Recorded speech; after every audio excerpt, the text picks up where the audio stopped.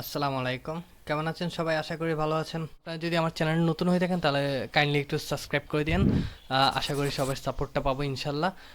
ধন্যবাদ। তো আজকে হচ্ছে যে আমাদের ক্লো নিয়ে 5 নাম্বার ক্লাস। তো প্রিভিয়াস ক্লাসে আমরা যেটা দেখেছিলাম সেটা হচ্ছে যে আপনার সুইং টুল নিয়ে আসলে শিখেছিলাম। 2D 3Dতে সুইং টুলটা নিয়ে আসলে কাজ করা হয়েছিল। তো সর্বপ্রথম হচ্ছে যে আমরা সিমুলেশন টুল দেখছি, এরপর হচ্ছে সিলেকশন টুল, এরপর হচ্ছে ম্যাচ টুল অথবা পেন টুল, দেন হচ্ছে যে আপনার স্টাইল লাইন, এরপর হচ্ছে সুইং টুল। তো সুইং টুলের ভিতরে আবার ফ্রি সুইং, দেন হচ্ছে সেগমেন্ট সুইং, এডিট সুইং, এগুলো নিয়ে আসলে কাজ করা হয়েছে। আর কিছু কিছু টুলস হচ্ছে আমরা ইগনোর করব যেগুলো হচ্ছে যে নেসেসারি না। যেমন হচ্ছে যে অটো সুইং দিলে আসলে অনেক টেকনিক্যাল প্রবলেম থাকে, তাহলে সেক্ষেত্রে আমার অটো সুইংটা দরকার নাই। তো এটা দেওয়ার কোনো প্রশ্নই ওঠে না। আহ, এখন হচ্ছে যে আমরা ট্র্যাক টুলটা ইউজ করব। ট্র্যাক টুলটার কাজ হচ্ছে বেসিক্যালি আপনার হচ্ছে যে ফ্যাব্রিকের ভিতরে কিছু হচ্ছে যে আপনার ফ্যাব্রিক ম্যানিপুলেট করে ওইখান থেকে কিছু ডিজাইন বের করে নিয়ে আসা। লাইক হচ্ছে যে আমি যদি একটু দেখাই, ফ্যাব্রিক ম্যানিপুলেশন।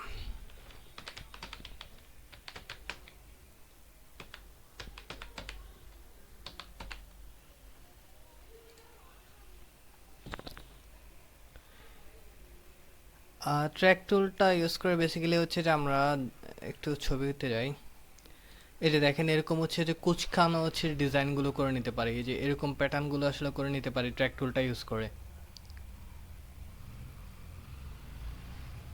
এই যে এরকম প্যাটার্ন আমরা ইউজ করতে পারি। তো আমরা হচ্ছে যে একটু ট্র্যাকের আরও কয়েকটা টেকনিকে যাই, তাহলে সেক্ষেত্রে আর একটু ইজিলি বুঝতে পারবো।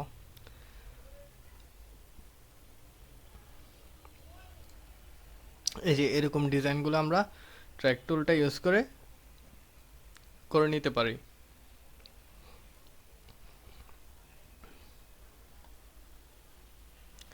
তো চলেন আপাতত হচ্ছে যে একটা ট্র্যাক টুলের কাজ দেখায় দিই, তাহলে সেক্ষেত্রে হচ্ছে যে আপনারা ইজিলি সেটা বুঝতে পারবেন। আমি আপাতত হচ্ছে যে ফ্যাব্রিকের প্যাটার্নটাকে একটু বড় করে নেই, জাস্ট র্যান্ডমলি বড় করলাম বিকজ অফ হচ্ছে যে আমি ট্র্যাক টুলের কাজটা দেখাবো এই জন্য। এটা কিভাবে কি করছি সেটা এখন জানতে চাই না, আমি সময় হলে আসলে দেখাই দিব যে আসলে কিভাবে কি করা হয়েছে। সরি। তো এখন হচ্ছে আমার শুধু হচ্ছে যে ফোকাস হচ্ছে ট্র্যাক টুলের উপর। তো ট্র্যাক টুলটা এখন আমি কিভাবে করবো সেটা আমি দেখাই দিব।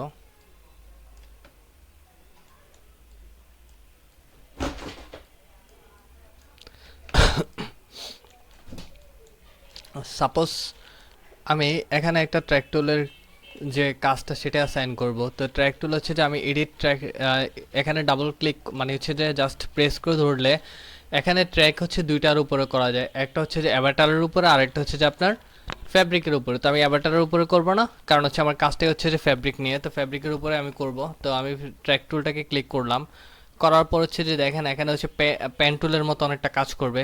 লাইক আমি এখানে একটা ক্লিক করলাম, এখানে একটা ক্লিক করলাম, দেন হচ্ছে যে আমি সাপোজ হচ্ছে যে ধরেন এখানে একটা ক্লিক করলাম, এখানে একটা ক্লিক করলাম, এরপর হচ্ছে যে এইভাবে আবার এখান থেকে এখানে একটা ক্লিক করলাম, দেন হচ্ছে যে আবার এখান থেকে এখানে একটা ক্লিক করলাম। এইরকম একটা প্যাটার্ন আমি ক্রিয়েট করলাম।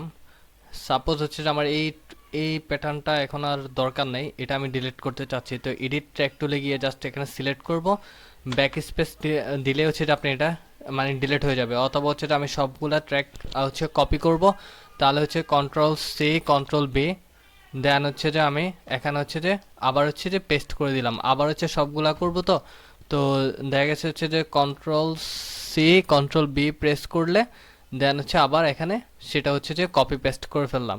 তো এরকম ভাবে হচ্ছে যে আমি আমার ডিজাইন সেন্সটাকে কাজে লাগিয়ে আমি হচ্ছে যে কিছু হচ্ছে যে গুগল পিন্টারেস্টে হচ্ছে ঘাটাঘাটি করে দেখবো যে আসলে আমার ফ্যাব্রিক ম্যানিপুলেটর যে ডিজাইনের প্যাটার্নটা, এই যে এরকম যে প্যাটার্নটা, এই প্যাটার্নটা কেমন হয়। তো কন্ট্রোল সি কন্ট্রোল আর দিয়ে হচ্ছে রিভার্স করে, সেম ওয়েতে আমি এটা রিভার্স করে নিলাম। এখন হচ্ছে যে ধরেন হচ্ছে যে আমি সিলেকশন টুলে গেলাম, তো আমি হচ্ছে সিমুলেশন দিলাম, সিমুলেশন দেওয়াতে এই যে দেখেন এখানে কিন্তু একটা হচ্ছে ফ্যাব্রিকটা হচ্ছে ম্যানিপুলেট হয়ে গেল।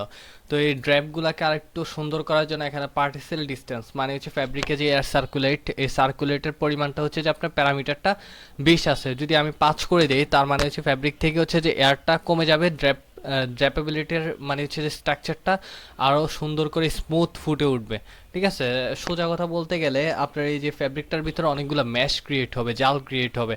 লাইক হচ্ছে যে আমি একটু ম্যাশে যাই, ফ্যাব্রিক ম্যাশ, দেখেন এখানে ম্যাশগুলো হচ্ছে ট্রায়াঙ্গেল আকারে আছে, মানে জালগুলো ট্রায়াঙ্গেল আকারে আছে, অনেক বড় বড় ম্যাশ আছে। আর এখানে যখন আমি পাস দিলাম এটা অনেক ছোট ছোট হয়ে গেছে, মানে অনেকগুলো ম্যাশ ইনক্লুডিং হয়ে গেছে, যেটাকে আরও ফ্যাব্রিকটাকে আরও স্মুথ করে। তো এইগুলো হচ্ছে 20-এর হচ্ছে ম্যাশ, মানে 20 প্যারামিটারের ম্যাশ, আর হচ্ছে এইগুলো হচ্ছে যে 5 প্যারামিটারের ম্যাশ। তো যখন হচ্ছে পার্টিসেল ডিস্টেন্সটা কমাবেন তখন হচ্ছে যে আপনার ফ্যাব্রিকটা আরও অনেকটা স্মুথ লাগবে। তো যদি আপনার হচ্ছে গ্রাফিক্স কার্ড যদি না থাকে তাহলে সেক্ষেত্রে আপনার পিসিটা অনেক স্লো অথবা হ্যাং দিতে পারে। তো 5-এর নিচে আশা করি যাওয়ার দরকার নেই, যাবেন না। মিডিয়াম একটু লো কনফিগারেশনের হলে সেক্ষেত্রে আপনারা 8 রাখতে পারেন। 8 হলে মোটামুটি চলে আসে। দেন আমি সিলেক্টে গেলাম, এখান থেকে আবার ফ্যাব্রিক ম্যাশটাকে অফ করে দিই, সরি, আচ্ছা অফ করে দিই। দেওয়ার পর হচ্ছে যে আমি জাস্ট এটাকে স্ট্রেনটাকে ডিলিট করে দিই। এই যে দেখেন অনেকটা সুন্দরভাবে কিন্তু আপনার হচ্ছে ফ্যাব্রিকটার একটা হচ্ছে ডিজাইনটা হয়ে গেল। তো এটা হচ্ছে যে আপনারা আপনাদের মতো করে হচ্ছে যে এই ডিজাইনটাকে ক্রিয়েট করে নেবেন, প্যাটার্নটাকে ক্রিয়েট করে নেবেন। যদি আমি স্ট্রেনটাকে নিয়ে যদি আর একটু মানে হচ্ছে সিমুলেশন দিই তাহলে কিন্তু দেখেন যে এগুলো কিন্তু আরও সংকুচিত হবে। ড্র্যাপটা কিন্তু হচ্ছে যে ধরেন আরও একটু হচ্ছে গ্র্যাভিটির কারণে ফল ডাউন হবে। তো অলমোস্ট হচ্ছে যে এটা হচ্ছে যে আমাদের ট্র্যাক টুলের কাজ। অ্যাজ এ বিজ্ঞানার হিসাবে আমি আসলে এমনি হাইলাইটসটা দেখাই দিলাম, সেটা হচ্ছে যে আপনারা নিজের প্র্যাকটিস করে এখানে অনেকগুলো হচ্ছে যে ট্র্যাক টুল দিবেন, দিয়ে হচ্ছে সিমুলেশন দিবেন, দিয়ে দেখবেন যে আসলে আউটকামটা কেমন আসে, অথবা ডিজাইনের যে রেজাল্টটা এই রেজাল্টটা কেমন আসে সেটা আসলে দেখবেন আপনারা নিজেরাই। তো আর এখন আসি, ট্র্যাক টুলটা দরকার নাই, ট্র্যাক টুলের কাজ শেষ, জাস্ট সিম্পলি ডিলিট করে দিলাম।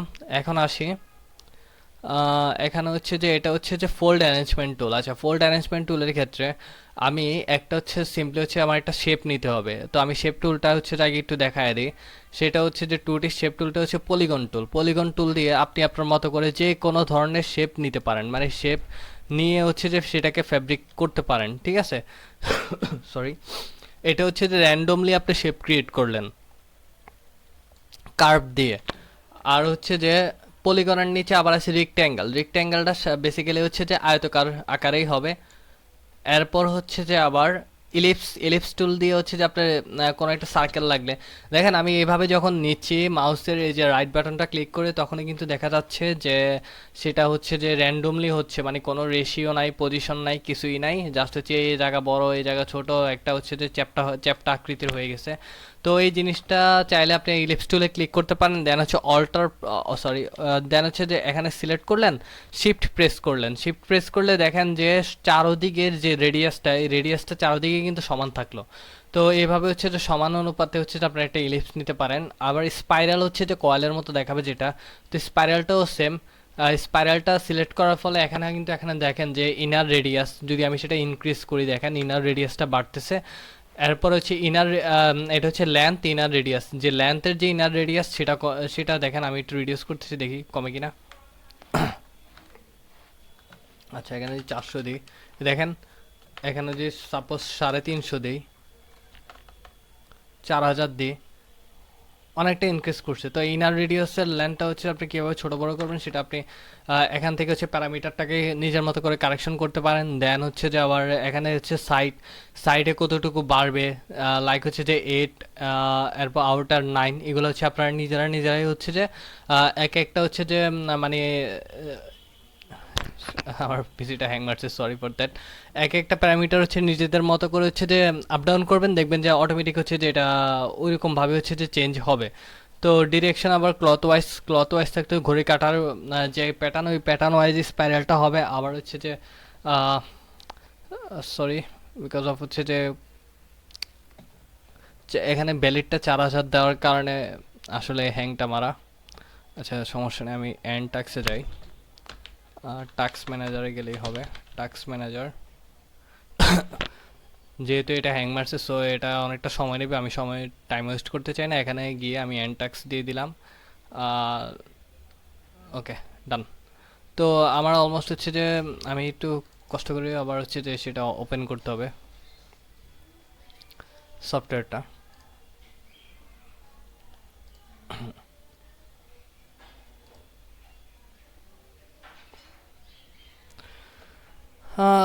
কিছুটা সময় লাগছে তার জন্য সরি।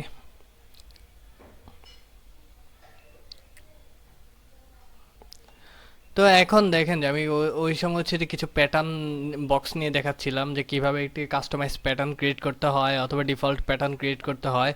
তো এখন হচ্ছে যে আমি ওই ফোল্ড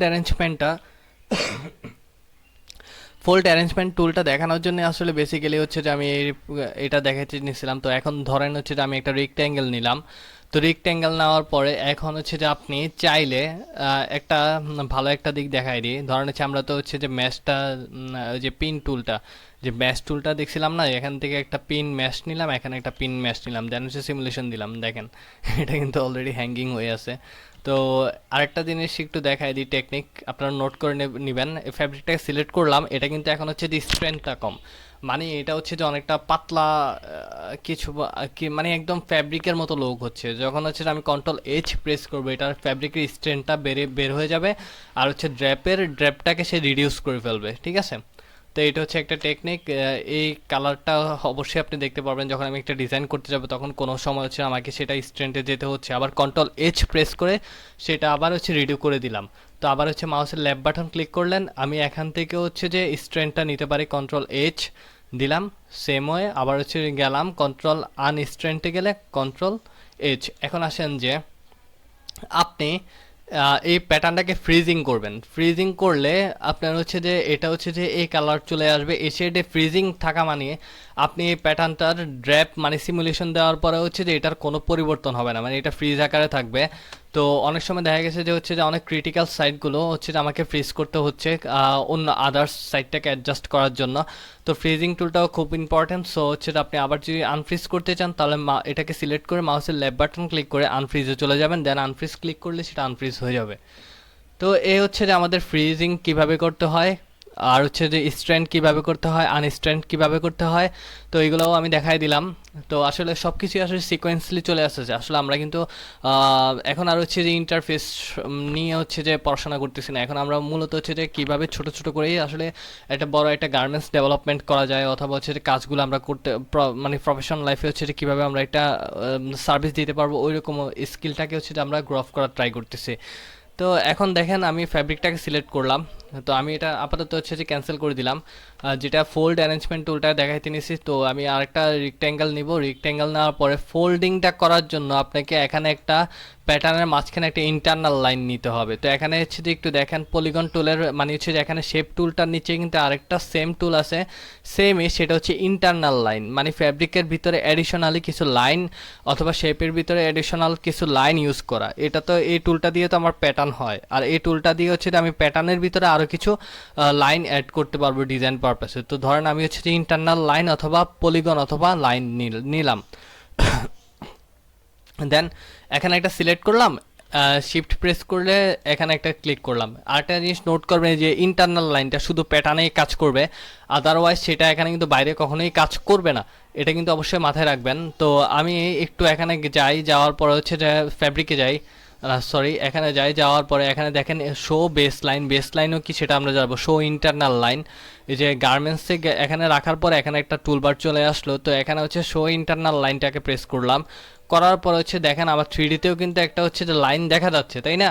তো এখন আসেন যে ফোল্ড অ্যারেঞ্জমেন্ট টুলটাতে ক্লিক করলাম, ক্লিক করার পরে ইন্টারনাল লাইনটাতে ক্লিক করলাম, করার পরে হচ্ছে যে নিচে যে দেখেন একটা হচ্ছে রেড একটা হচ্ছে গ্রিন, এই রেডটাকে ধরে আমি হচ্ছে একটু উপরের দিকে দিলাম, দেখেন প্রেস করে ধরে জাস্ট যতটুকু হচ্ছে যে আপ ডাউন করাবো অতটুকু সে ফোল্ড হচ্ছে, দেখেন অটোমেটিক কিন্তু আমার এটা ফোল্ড হয়ে গেছে। তো আমি যদি কন্ট্রোল এইচ প্রেস করি, সিলেকশন টুল দিয়ে কন্ট্রোল এইচ প্রেস করি, দেন হচ্ছে সিমুলেশন দিই, আমার এটা কিন্তু হচ্ছে ফোল্ডিং হয়ে গেছে, ঠিক আছে, মানে এই ফ্যাব্রিক পিসেসটা ফোল্ডিং হয়ে গেছে। আমি একটু গ্র্যাভিটি ক্রাফটে একটু ওপেন করে দিই, দেখেন ফোল্ডিং হয়ে গেছে ফ্যাব্রিকটা। তো এই ফোল্ড অ্যারেঞ্জমেন্ট টুলটা আসলে বেসিক্যালি কাজে লাগে আমাদের হচ্ছে যে কলারের কাজ করার জন্য, আবার হচ্ছে অনেক সময় হেম লাইনে কাজ করার জন্য। কলার আর হেম লাইনে সব থেকে বেশি আমরা ইউজেস করে থাকি এই ফোল্ডিং লাইনটা, ফোল্ড অ্যারেঞ্জমেন্ট টুলের কাজটা। তো আবার আসে যে এটা কোনো দরকার নাই, যেগুলো দরকার নেই ওগুলো দরকারই নাই। আর এগুলা আসলে অটোমেটিক আপনারা নিজেরাই জেনে যাবেন, যখন হচ্ছে আপনার বাকি সবগুলো কাজ করবেন তখন আপনারা এটা অটোমেটিকলি কাজ করতে পারবেন। তো আমি হচ্ছে নেসেসারি মাস্ট যেগুলো হচ্ছে যে কাজ হয় সেগুলোই হচ্ছে যে আমি দেখানোর ট্রাই করতেছি।